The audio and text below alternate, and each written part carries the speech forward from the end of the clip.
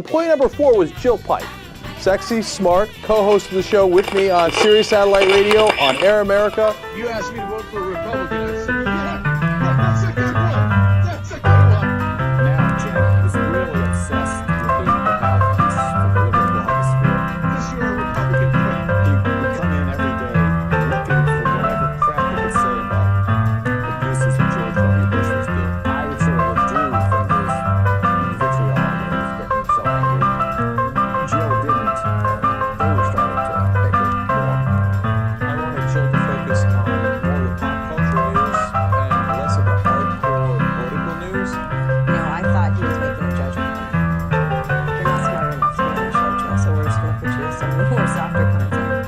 She thought she would rather do the whole show, or I think not the show at all. So you're telling me that August 15th, you're done. You're going to DC. A few weeks after I got hired, Jill decided that she wanted to move to Washington, D.C. Jake realized that he needed somebody to book guests, so he actually promoted me from a part-time employee to a full-time employee. We decided, hey, you know what, Anna? Why don't we try you on the other side of the camera a little bit? All right, this is Anna Disparity, if you've never met her before. Hello. She wound up becoming one of our co-hosts. But the hardest part for me is obviously the constant feedback, the constant criticism, the constant trolling. When you first start doing videos on YouTube, you're kind of obsessed with reading comments. You're like, oh my God, what are people saying? Do they like me? Do they hate me? Do they think I look good? Do they think I'm ugly? Like, you want to hear people's opinions. And then you start realizing that the more you read, the more you want to do self-harm. I love being a social justice warrior. I'd rather be a social justice warrior than a piece of fucking shit. Okay? How about that? And you can call me a social justice warrior. You can call me whatever the fuck you want. At this point, I don't give a shit. Okay? That's it. That's who I am. I have a hard time not disliking friends of mine who support Hillary.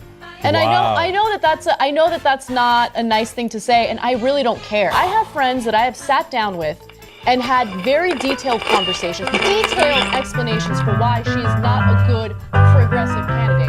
And they reject that evidence. And so how is it possible for me to respect them after that? We have a special edition of Guess the Count today. Oh, we do? We do. Let's do a little close-up. Who's counting? For the love of God. You're claiming what? You could beat me in a sprint, and you could beat me in long distance? Are these the claims? Long distance for sure. This is not just for you, is it? It's for my people. This is a chance to strike back the Ottoman Empire. It is. Essentially, and say no more genocide. Right, he's the modern day leader of the Young Turks, correct? He is. And I gotta do this for my people. There's no way a man his size is gonna intimidate me in a 1-mile race. Runners on your marks. Set. Race. You can do it. You can do it.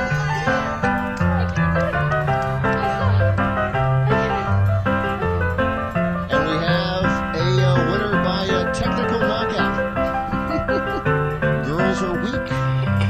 Conservative pundit George Will was on This Week on Sunday, and he was making some comments about women fighting on the front lines and how he's against it. In fact, he said the following: "You're a 6'4", 240-pound Marine, and you're injured, and you need a Marine next to you to carry you back to safety. And the Marine next to you is a 5'4" woman who weighs 115 pounds.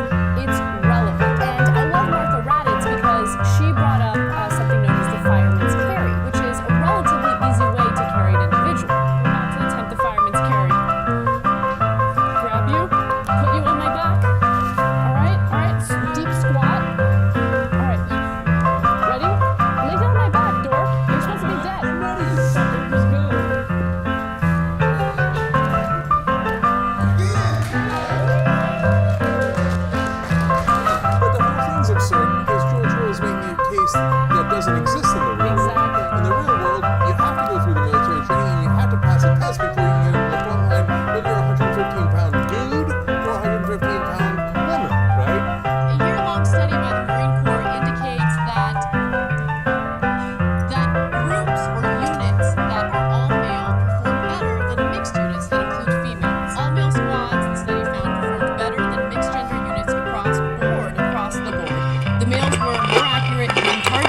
faster at climbing over obstacles and better at avoiding injuries.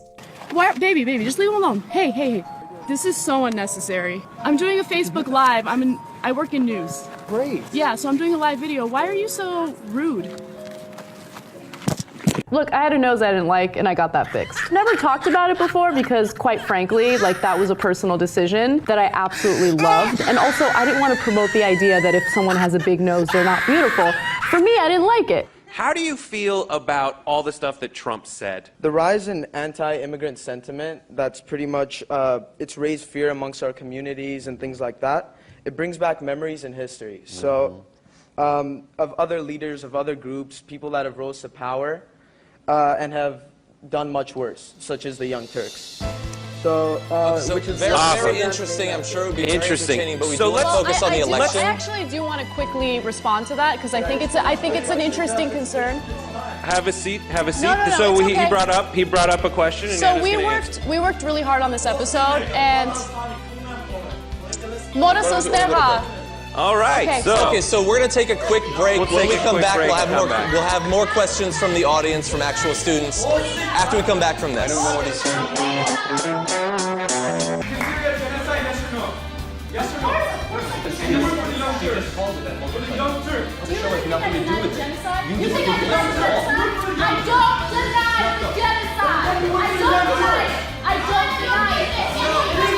And the Young Turks, you know where the Young Turks came from?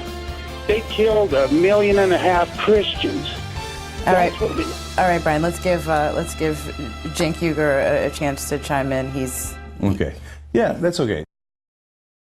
Anna and I were talking about how much power women have. Okay, so everybody first of all, get by your computer, get by a keyboard, and get ready to type out how the sexualizing the women message. And then we had to talk about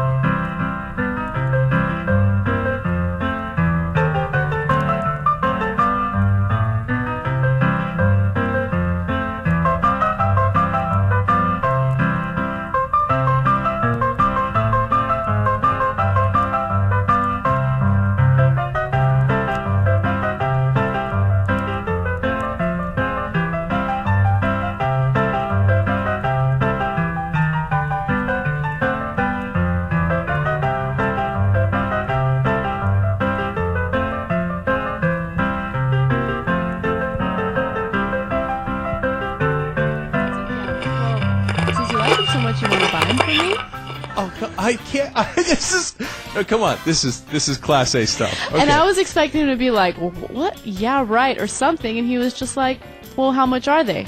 They were $80. But I told you. I said, okay. I said you can go up to $100 easy, right? Remember? Right. Okay. $80. And he's like, all right. So. Oh, come on. I got a new pair of shoes. Look at this. They're hot. I love them. You know what? The shoes look good. Yeah? I'm going to buy you those shoes. As I'm making the U-turn, a motorcycle cop turns the street and he sees me do it. He pulls me over immediately, right? I've dealt with many cops because of many traffic citations, so I'm ready for it.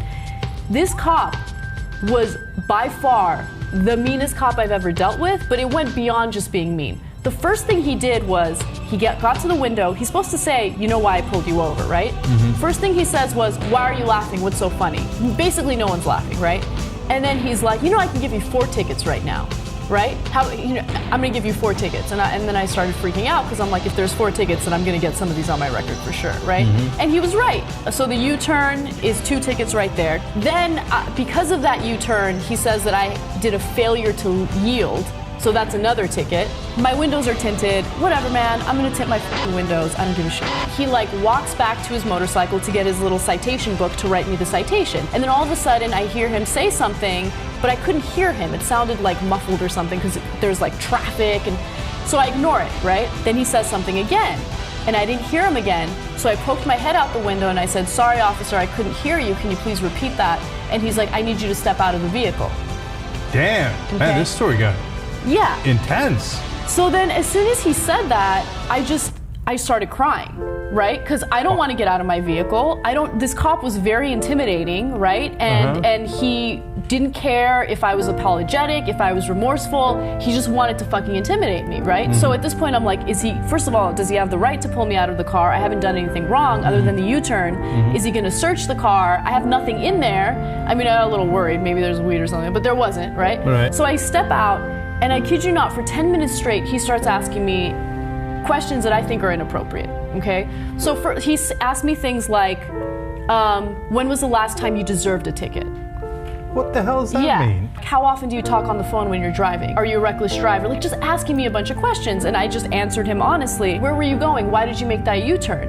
And then I said, look, I was late to work. I lied here. And then I was like, I work down the street, and he's like, what do you do? And I was like, I'm a reporter. And then he was like, oh, there's a newspaper company down the street? Like, basically thinking I'm lying. I was like, no, it's a broadcast news show.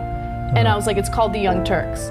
And then I freaked out a little bit because I'm like, we talk a lot of shit about cops, so I don't know what's about to happen, right? And then he's like, what kind of reporting do you do? And I was like, headline news and politics. And then he asked me something that I thought was really interesting. He's like, oh, are you famous? And then I said, a little bit. And then he closed his citation book. And then he asked me, are you disappointed that I'm letting you off with a warning? Right? And then I didn't know what to say, because am I supposed to say, yes, I'm disappointed because I deserve this ticket? Or do I say, no, I'm fucking ecstatic because I don't want this ticket? So all I did was just stand there, like looking remorseful and pathetic, right? And then he repeated his question, and I was like, well, if I'm honest with you, I'm not disappointed that you're letting me off with a warning, but I know that I deserve that ticket. And then I don't remember what he said after that, but it basically ended with him telling me, I hope you have a better day. Wow, that was really, really weird.